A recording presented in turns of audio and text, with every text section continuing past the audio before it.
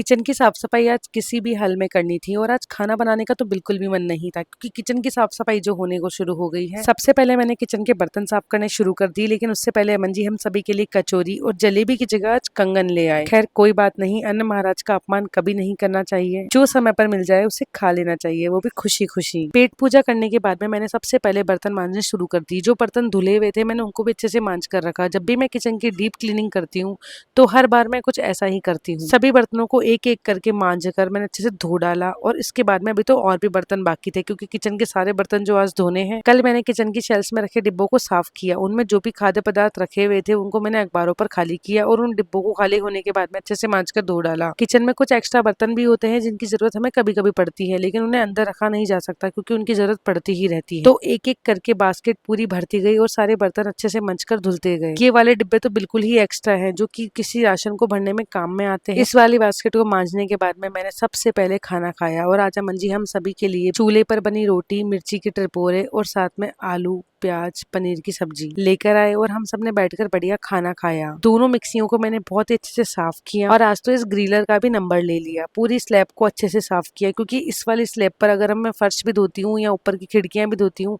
तो पानी नहीं आता और इस वाली स्लैब पर मैंने जितने भी बर्तन धोकर रखे हैं उन सभी को रख दूंगी क्योंकि आज मैं किचन को ही धोने वाली हूँ अच्छे से। मेरे पास बहुत सारे कमेंट्स आते हैं कि किचन में भी आप नीचे शेल्फ्स में अलमारी लगवा लीजिए। जी बिल्कुल आप सही कह रहे हो, लेकिन मुझे मेरी किचन ज्यादा बढ़िया ऐसे ही लगती है। किचन को धोना, अच्छे से साफ करना बहुत ही आसान हो जाता है। इस वाली किचन की स्लैब को अच्छे से साफ कर दिया और कपड़े से अच्छे से पोंछने के बाद में मैंने सारा सामान इस पे रखना शुरू कर दिया। और ज्यादा बढ़िया यही रहेगा कि अगर मैं जो भी सामान साफ करती जा रही हूँ वो इसके ऊपर ही रखती जाऊँ, जिससे पूरी किचन खाली हो जाएगी और मुझे धोने में आसानी भी हो जाएगी। छोटे कप से लेकर बड़े बड़े सारे बर्तनों को मैंने यहाँ पर उल्टा जमा दिया और उन सभी का पानी अच्छे से निकालकर इन बर्तनों को यहाँ पर सूखने के लिए छोड़ दिया। अब इन्हें जमाऊंगी तो कल, क्योंकि आज समय बहुत ज्यादा लगने वाला है क्योंकि पूरी किचन जो धुलने वाली। बीच बीच में बर्तन इतने इकट्ठे होते जा रहे थे कि सबको बार बार मांजना बहुत भारी पड़ गया। मैंने सोचा अगर इन बर्तनों में ही लगी रह जाऊंगी तो फिर यह काम छूट जाएगा। पहले मैंने अखबारों को फाड़ फाड़ के बिछाना शुरू कर दिया डाइनिंग टेबल, क्योंकि एक शेल में रखे हुए डिब्बे पूरे राशन से भरे हुए थे और उनको भी खाली करके उन डिब्बों को भी अच्छे से मांज कर रखना था। सभी राशन और सभी खाद्य पदार्थों को मैंने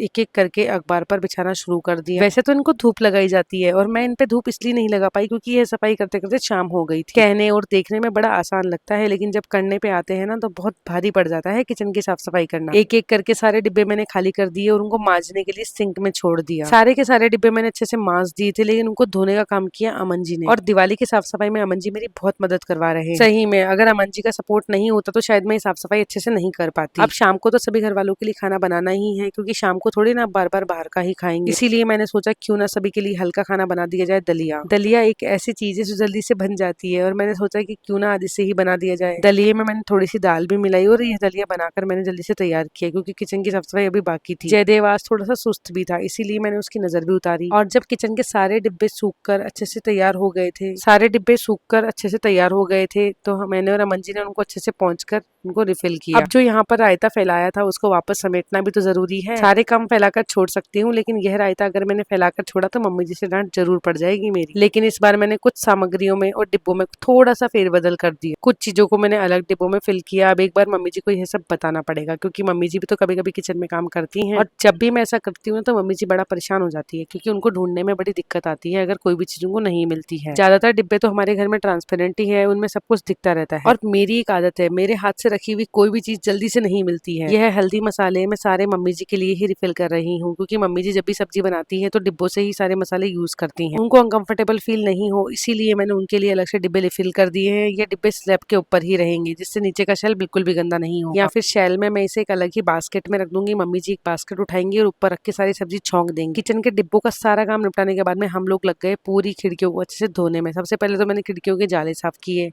क्योंकि इनके जाले साफ करने के बाद में भी इनमें थोड़े बहुत जाले बने हुए थे। इन सभी खिड़कियों को मैंने अच्छे से सर्फ के पानी से धो डाला और सर्फ के पानी में मैंने मेरा जादुई लिक्विड भी मिलाया है। मुझे लगता है जादुई स्क्रब हर किसी के पास होना चाहिए किचन में क्योंकि वह हमारे काम को इतना आसान बना देता है।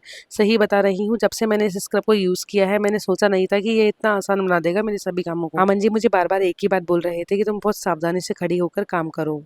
फिसल कर गिर जाओगी तो चोट लगने का सबसे ज्यादा खतरा है। और मैं बार बार अमन जी से मजाक कर रही थी कि अरे गिरी अरे गिरी। इस वजह से अमन जी से भी मेरी थोड़ी सी डांट पड़ी, लेकिन फिर उसके बाद में सावधानी से मैंने पूरी खिड़कियों को अच्छे से साफ कर दिया। इस तरह से पूरी खिड़कियों को अच्छे से साफ करके मैंने इन्हें 10 मिनट के लिए रेस्ट करने के लिए छोड़ दिया, क्योंकि जादुई लिक्विड जो इसमें मिला हुआ था। और फिर जब मैंने इसे धोया, सही बता रही हूँ, पूरी चिकनाई और सब चीजें अच्छे से साफ हो गई थी। चाहे गैस ले लो, किचन की स्लैब ले लो, मैंने आज इस जादुई लिक्विड को इस पानी में मिला लिया था और सारी चीजें इसी से साफ की है। मेरी सफाई कंप्लीट हो जाने तो उसके बाद में मैं आपको जादुई लिक्विड के बारे में जरूर बताने वाली हूँ। मेरे कहने से आप लोग भी इसे ऑर्डर कीजिएगा, एक बार ऑर्डर कीजिएगा, आप नेक्स्ट टाइम जरूर ऑर्डर करेंगे। पाइप लगाकर मैंने बढ़िया तरीके से इसको धो डाला और सही बता रही हूँ, इतनी चमक गई थी ना ये खिड़कियां।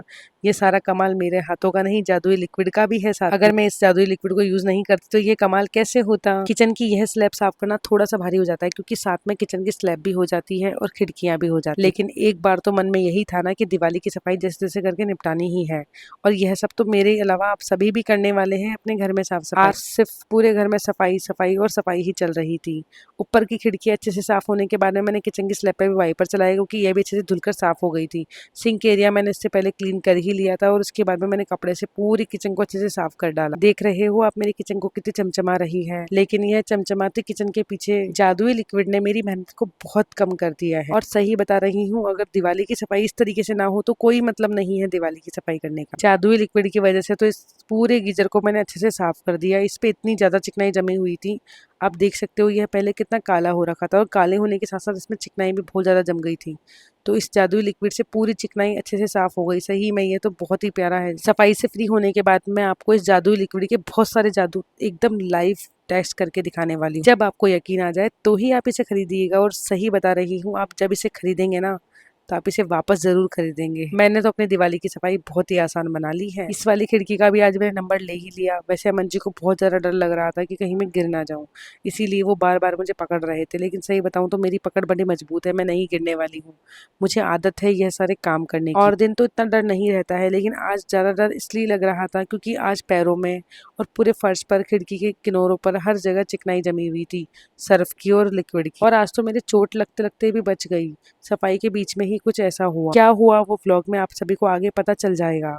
मैंने इसके साथ साथ बाहर की तरफ से भी खिड़कियां धोई, लेकिन सबसे बड़ी समस्या होती है जब इसको धोते हैं तो पूरा पानी सीढ़ियों में जाता है। और अभी रात हो गई थी तो सभी को समस्या हो जाती है, इसीलिए हमने बार बार इस पानी को बाहर जाने से रोका और वाइपर से तुरंत साथ के साथ उसे अंदर लाते गए और इन खिड़कियों को धोते गए। इस वाले हॉल को तो हमने टुकड़ों में बांट बांट के धो लिया। और सही में अगर इस तरीके से बांट कर काम किया जाए तो काम चुटकियों में हो जाता है, पता ही नहीं चलता है। इसके बाद में मैंने पूरी शेल्स को अच्छे से पानी से धोया, उसके बाद में बुआरे से बुआर कर इनको साफ किया और इनमें जो पानी भरा हुआ रह गया था उनको वाइपर से बाहर निकाला। किचन के नीचे वाला फर्श तो मैंने टेम्परेरी ही साफ किया था, अभी तो यहाँ पर सर्फ डलने वाला है और जादुई लिक्विड, इसके बाद में ही यह साफ होगा। एक प्रॉब्लम सबसे बड़ी मुझे सताई जा रही है, इस फ्रिज के पीछे की तरफ पानी भर जाता है। ऐसा क्यों होता है ये समझ में नहीं आ रहा है। आज मैंने साफ किया, लेकिन 2 दिन बाद में ये वापस से भर जाएगा। अगर आप में से किसी को भी पता हो कि फ्रिज के पीछे पानी क्यों भरता है तो कमेंट में जरूर बताइएगा, इसका कुछ सॉल्यूशन भी मुझे बताइएगा। फर्श को भी मैंने और किनारों को भी मैंने अच्छे से साफ किया और जितनी भी टाइल्स के बीच में जो गैप था, उस बीच में जो डिजाइन बनी हुई थी उसमें भी थोड़ा सी गंदगी भर जाती है, उसको भी मैंने अच्छे से साफ किया और चारों तरफ से किनारों और सब चीजों को से साफ करके पूरा फर्श अच्छे से धो डाला। इधर की तरफ फर्श धोते धोते मैंने अमन जी की मदद करवाते हुए पानी को बाहर की तरफ निकाला और वाइपर की मदद से मैंने पूरे फर्श का पानी सूतना शुरू कर दिया। जब मैं इधर पानी सूत रही थी तो यह लाइट मेरे ऊपर गिर गई। हड़बड़ाहट में लाइट को बचाने के चक्कर में यह लाइट मेरे हाथों पर गिरा ली और मुझे बहुत तेज करंट लगा। यह लाइट मेरे पैरों पर भी गिर गई थी। आज तो भगवान ने हमें बचा ही लिया। यहाँ पूरी जगह अच्छे से पानी फैला हुआ था और उस समय वो लाइट गिर गई तो अर्थिंग आने का बहुत ज्यादा खतरा था। इस समय करंट पूरी जगह अच्छे से फैल जाता है और हम लोग नंगे पांव भी थे। पैर पर भी अच्छी खासी चोट लग गई थी। अब कल टेटनस का इंजेक्शन लगवाना पड़ेगा। चलिए कल मिलती हूँ, बाय बाय।